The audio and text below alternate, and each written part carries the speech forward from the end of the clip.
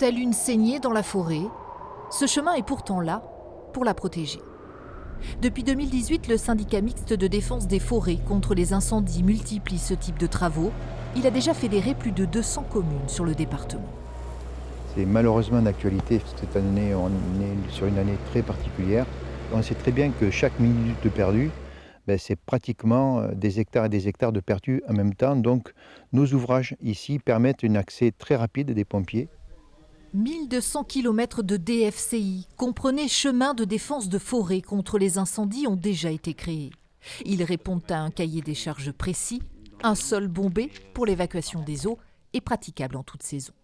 Il faut que la piste elle ait une emprise de 8 mètres, donc elle soit ouverte sur 8 mètres, et qu'on ait une bande de roulement qui soit de l'ordre de 4 mètres. Des aménagements financés à 80% par des subventions et à 20% par les communes concernées. Mais dans un département où 1 hectare sur 2 est boisé, les plus difficiles à convaincre sont les propriétaires privés. Jean-Michel, lui, a rapidement accepté. J'aime la forêt et je sais que cette piste va être bénéfique à la forêt et aussi à mes parcelles à moi. Car l'intérêt peut être aussi économique pour l'exploitation par exemple des bois.